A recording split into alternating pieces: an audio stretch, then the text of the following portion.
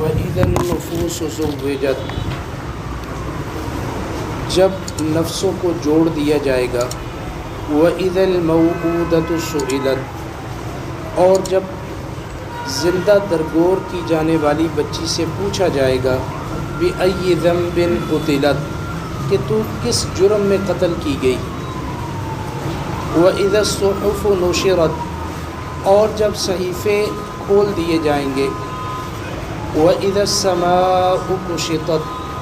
اور جب آسمان کی کھال اتار دی جائے گی. وَإِذَا الْجَحِيمُ سُعِّرَتْ، اور جب جہنم جو ہے بھڑکا دی جائے گی. وَإِذَا الْجَنَّةُ أُزْلِفَتْ، اور جب جنت سامنے لائی جائے گی یا قریب لائی جائے گی. عَلِمَتْ نَفْسٌ مَّا أَحْضَرَتْ، جان لے گا ہر نفس جو اس نے آگے بھیجا. یہ سورۃ تکویر کا دوسرا درس ہے. کل میں نے نفخہ اولا، یعنی جس وقت پہلی مرتبہ سور پھونکا جائے گا، قیامت برپا ہوگی، تو تمام اشیاء پر اس کے کیا اثرات ہوں گے، آسمان پہ کیا ہوگا،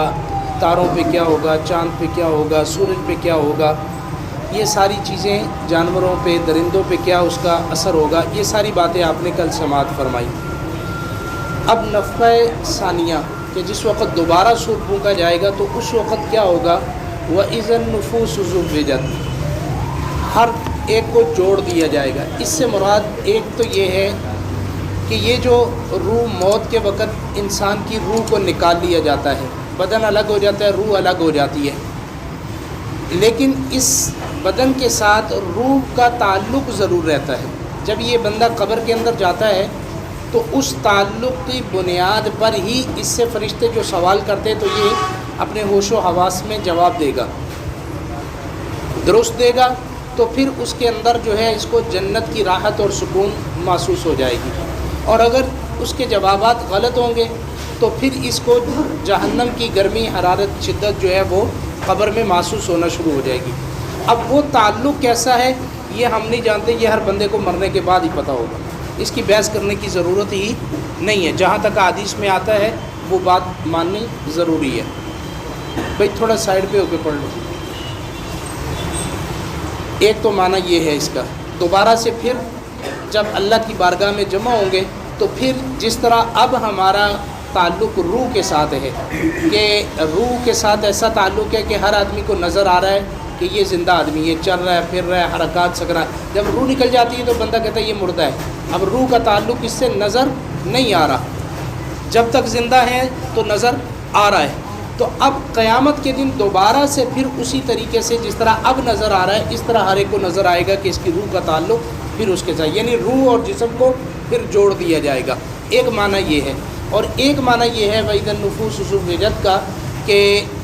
قیامت کے دن برے کے ساتھ برے کو جوڑ دیا جائے گا، اچھے کے ساتھ اچھے کو جوڑ دیا جائے گا. اور آپ صلی اللہ علیہ وسلم کی حدیث ہے کہ ہر آدمی اپنی قوم کے ساتھ ہوگا. یہ قوم جو ہے یہ نسبی قوم نہیں ہے، قبیلے والی قوم نہیں ہے. اس قوم سے مراد جو ہے عملاً اور عقیدتاً جو قوم ہوگی، چاہے وہ یہاں رہنے والا، دوسرا امریکہ میں رہنے والا، یہاں کا مسلمان وہاں کا مسلمان عقیدے میں برابر ہیں، یہ الگ ہوں گے. یہاں کا جو ہے شرک کرنے والا، ہندوستان کا شرک کرنے والا، یہ دونوں برابر ہوں گے، یہ ایک ہوں گے. یعنی اس طرح جوڑیاں بنائی جائیں گی. ایمان والے الگ، مشرک الگ، کافر الگ، زانی الگ، شرابی الگ، پھر اس طرح الگ الگ. وَإِذَا النُّفُوسُ زُوِّجَتْ، یہ جوڑ دیے جائیں گے، ہر ایک عملوں کے اعتبار سے وہاں پہ جوڑیاں بن جائیں گی. وَإِذَا الْمَوْءُودَةُ سُئِلَتْ، اور پوچھا جائے گا زندہ درگور کی جانے والی بچی سے. کیا پوچھا جائے گا؟ بِأَيِّ ذَنبٍ قُتِلَتْ، کہ تو کس جرم میں قتل ہوئی ہے، تجھے کیوں قتل کیا گیا، کیوں تجھے مار دیا گیا. اب دیکھو جب قیامت ہوگی تو ہر بندے کا عمل تو سامنے آ ہی جائے گا، لیکن یہاں پہ خاص طور پہ اس عمل کا کیوں ذکر فرمایا؟ اس لیے مفسرین نے یہ بات لکھی ہے کہ یہ جو عرب کے اندر رواج تھا، بعض قبائل کے اندر تھا، سارے عرب کے اندر نہیں تھا. بعض قبائل کے اندر یہ رواج تھا کہ وہ یہ کہتے تھے کہ یہ جو بچی پیدا ہو گئی ہے تو یہ کل کو بڑی ہوگی، اس کا جہیز کہاں سے لائیں گے، اور پھر جب یہ کسی کی بہو بن کے جائے گی، کسی کی بیوی بن کے جائے گی تو یہ ہماری ناک کٹ جائے گی. بھئی جس سے یہ بچی پیدا ہو رہی ہے وہ بھی تو کسی کی خاتون آئی ہے نا تمہارے گھر میں، تو اس سے اس کی ناک نہیں کٹی، تمہاری کٹ گئی، اپنی بچی کے لیے تم یہ لوگ سوچ رہے، اور اس بچی کو لے جا کے زندہ درگور کر دیتے۔ اب یہ معاملہ ماں باپ کے درمیان میں ہوتا، کوئی تیسرا اس کا گواہ بھی نہ ہوتا، تو وہاں پہ اس بچی سے خاص طور پہ یعنی اتنی مظلومیت کے ساتھ کہ اس کے قتل کرنے والے ہی والدین ہیں، اس لیے اس کا خاص طور پہ ذکر کیا گیا ہے، کیونکہ باقی گناہ کرتا ہے تو اس کے کئی گواہ ہوں گے، کئی اس کے مدعی پیدا ہو جائیں گے، لیکن یہاں پہ چونکہ کوئی بھی نہیں ہے، وہ بچی ہے اور والدین ہے، تو والدین کا تو اپنا تعلق ہے، وہ کیسے تھا؟ تو اللہ تعالیٰ جو ہے اس بچی کو زندہ کر کے اس سے پوچھیں گے کہ ہاں تو بتا کس جرم میں، تاکہ جو ہے ان کے والدین کو اور زندہ درگور کرنے والوں کو سزا دی جا سکے۔ یہاں پہ ایک مسئلہ عرض کر دوں کہ یہ جو آج کل کے دور میں آپ تقریباً شادی شدہ بیٹھے ہوئے ہیں، بچوں کی روکنے کے لیے جو عمل شروع ہے، اس میں اگر مادہ نطفہ جو ہے آدمی کا 4 ماہ سے اوپر چلا جائے، 4 ماہ سے اوپر، کیونکہ جان پڑ جاتی ہے ماں کے رحم میں، تو اس کو جو ہے خارج کروانا، اس کو ضائع کروانا یہ حرام ہے، اور یہ اسی زمرے میں آئے گا،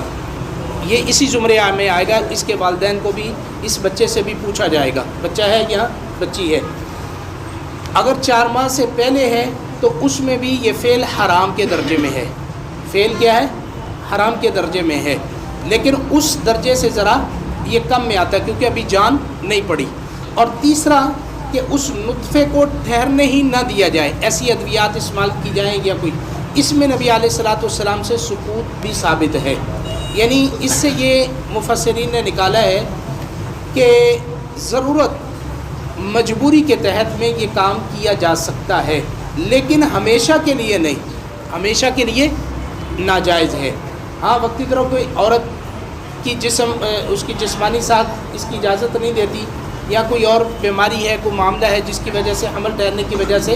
شدت تکلیف بڑھ جاتی ہے، تو ایسی صورت میں وقتی طور پر کوئی ایسی ادویات استعمال کی جا سکتی ہیں جس میں نطفہ جو ہے وہ ماں کے رحم میں نہ ٹھہرے، لیکن یہ ہمیشہ کے لیے نہیں۔ یہ تینوں میں نے باتیں 4 ماہ سے پہلے والے کی، نطفہ نہ ٹھہرنے والے کی، اور 4 ماہ کے بعد کی جو حکم ہے وہ میں نے بتا دیا۔ باقی جو اگر کسی کا کوئی مسئلہ ہو تو اس کے بارے میں الگ سے تفصیل پوچھ سکتے ہیں۔ وَإِذَا الصُّحُفُ نُشِرَتْ، اور جب صحیفے کھول دیے جائیں گے، چونکہ جب آدمی مرتا ہے تو اس کے نامہ اعمال بھی اس کے ساتھ لپیٹ دیا جاتا ہے، اب قیامت کے دن اس کا نامہ اعمال اس کے سامنے کھول دیا ہے، ہر آدمی کے سامنے اس کا نامہ اعمال کھلا ہوگا کہ وہ کیا کیا کرتا رہا ہے۔ وَإِذَا السَّمَاءُ كُشِطَتْ، اور آسمان کی کھال اتار دی جائے گی۔ ہم سورہ رحمان میں پڑھ کے آئے تھے فَكَانَتْ وَرْدَةً كَالدِّهَانِ، کہ آسمان ایسے ہو جائے گا جیسے جو ہے زرد رنگ یا تیل کی تلچھٹ جو ہوتی ہے، جب تیل کو گرم تپایا جاتا ہے تو اس کے نیچے جو تلچھٹ بیٹھ جاتی ہے جو زرد رنگ کی ہوتی ہے، اس طرح کا رنگ ہو جائے گا، جیسے کسی جانور کو، اب بھائی ایک سائڈ پہ ہو جاؤ، تو جب کسی جانور کو ذبح کرتے ہیں اس کی کھال اتارتے ہیں تو اب اس کی کھال کو کھینچ دیا جاتا ہے، نیچے سے گوشت سرخ رنگ کا، اسی طریقے سے آسمان کی کھال کو بھی کھینچ دیا جائے گا، جیسے کہ آپ نے پہلے سنا کہ آسمان کو بھی اللہ تعالیٰ جو ہے وہ ٹکڑے ٹکڑے فکانت ابوابا، یعنی اس کے اندر بھی دروازے دریچے جو، تو آسمان کی جب کھال کھینچی جائے گی تو اس کے اوپر کی بالائی چیزیں بھی ساری نظر آئیں گی، پھر اس آسمان کو ختم کر دیا جائے گا، اس زمین کو ختم کر دیا جائے گا، اس کی جگہ پھر اللہ تعالیٰ اور زمین کو اور آسمان کو لے کر آئیں گے، یہ زمین اور آسمان نہیں ہوں گے۔ وَإِذَا الْجَحِيمُ سُعِّرَتْ، اور جب آگ کو بھڑکایا جائے گا، اس دن جہنم کو مزید بھڑکا دیا جائے گا، وہ میدان محشر کے اندر ہر آدمی اس کے شعلوں کو دیکھ رہا ہوگا، جہنم سامنے نظر آ رہی ہوگی کہ اس کے کتنے شعلے بڑے بڑے جو ہیں اونٹ کے برابر، تو اس کی چنگاریاں ہوں گی، جو چنگاری جہنم کی ہے اونٹ کے برابر، تو ایک چنگاری ہوگی جو ہمارے یہاں چھوٹی سی معمولی اونٹ کے برابر چنگاری، آپ اندازہ لگو، تو وہ ایک چنگاری ہی بندے کو جلانے کے لیے کافی ہے، تو اتنی بڑی آگ جو ہے وہ اس کو پھر دوبارہ سے یعنی اس وقت جلایا جائے گا، تیز کیا جائے گا اس کو۔ وَإِذَا الْجَنَّةُ أُزْلِفَتْ، اور جنت جو ہے وہ قریب کر دی جائے گی، وہاں پہ میدان محشر میں جنتی لوگ بھی جنت کو سامنے دیکھ لیں گے۔ عَلِمَتْ نَفْسٌ مَّا أَحْضَرَتْ، جان لے گا ہر نفس جو اس نے آگے بھیجا، یعنی وہاں ہر ایک کے سامنے آ جائے گا، ہر ایک کا نامہ اعمال اس کے سامنے آئے گا جو اس نے آگے بھیجا۔ بندہ جب یہاں مرتا ہے اس کی روح قبض ہوتی ہے،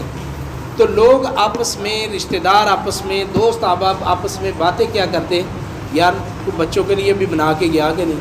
کچھ چھوڑ کے گیا کہ نہیں، بچوں کے لیے بھی کچھ بنایا کہ نہیں بنایا، یہ آپس میں ہم لوگ پوچھ رہے ہوتے ہیں۔ اور فرشتے جو ہیں وہ ایک دوسرے سے یہ پوچھ رہے ہوتے ہیں کہ یار اس نے آگے کیا بھیجا ہے، جہاں اس کی روح جا رہی ہے، جہاں یہ جا رہا ہے وہاں کے لیے اس نے کیا کما، کتنا پیسہ آگے، کتنا بینک بیلنس اس نے وہاں جمع کروایا اللہ کیا، کتنی کوٹھیاں وہاں بنائی ہیں، کتنے بنگلے وہاں بنائے ہیں، کتنی تجارت وہاں پہ اللہ کے ساتھ کی ہے، یہ سوال ہو رہے تھے۔ اور ہمیں پیچھے کی پڑی ہوتی ہے، یہ دنیا فانی ہے، یہ دنیا فانی ہے، اس کو بنانے کے چکروں میں ساری زندگی لگا دی جاتی ہے، اور جہاں ہمیشہ کے لیے رہنا ہے اس کی فکر ہی نہیں۔ ہم کہتے ہیں مریں گے تو دیکھی جائے گی۔ تو بھائی جو آج اپنے ہاتھ سے آپ پیسہ کسی نیک کام میں خرچ کر جائیں گے وہ آپ کا ہے، جو آپ نے دنیا کا مکان بنانے میں، دنیا کے تجارت میں لگا دیا وہ تو اوروں کا ہے، آج مر گئے تو کل دوسرے کے پاس ہے، باپ مر گیا تو بیٹا بیٹھ جائے گا وہاں پہ مسند پہ، بیٹا نہیں ہے تو اور رشتہ دار لے جائیں گے، ایسے ہے کہ نہیں ہے؟ تو اب یہ چیز جو ہے، لیکن اس کے لیے محنت ہو رہی ہے، اس کے لیے محنت نہیں ہو رہی۔ تو فرمایا کہ اس دن ہر آدمی جو آگے بھیجا ہے، آگے اب یہ اس نے بھیجنا ہے، خود ہی بھیجنا ہے اپنی زندگی کے اندر۔ اب مر گیا تو لاؤ جی مولوی صاحب لاؤ، میں کئی بار یہ بات کرتا ہوں جی، کرائے پہ مولوی لے آؤ، آفت لے آؤ، جو قرآن پڑھاؤ جی، کل کراؤ جی، تیجا کراؤ جی، ساتواں کراؤ، بھائی اس کا کیا فائدہ ہوگا؟ اول تو یہ رسم ہی ہندوؤں سے آئی ہے ہمارے پاس، اسلام میں تو اس کا تصور ہی نہیں ہے۔ اور دوسری بات کہ کوئی کسی کے لیے کیا پڑھے گا، کوئی کسی کے لیے کیوں پڑھے گا؟ بیٹے کو قرآن آتا نہیں ہے، بچے کو قرآن سکھایا نہیں ہے تم لوگوں نے، اس کا کلمہ صحیح نہیں ہے، اس کی نماز صحیح نہیں ہے، بھئی جو بیٹا عمل کرے گا وہی باپ کے لیے اس کا ذخیرہ بنے گا۔ تو بھئی اپنے بچوں کو خود قرآن پڑھاؤ تاکہ وہ مرے۔ صحیح جو بات ہے وہ یہ ہے کہ باپ مر جائے تو اس کا بیٹا جو ہے وہ اس کا جنازہ پڑھائے، لیکن آج ہمیں کتنے ہیں بس جنازہ ہمیں آتا ہی نہیں ہے۔ تو بہرحال ہم لوگ اس بات پہ غور فکر کریں، کسی کے آسرے پہ مت رہیں کہ ہم مر جائیں گے تو بھئی ہمارے پیچھے سے ہمیں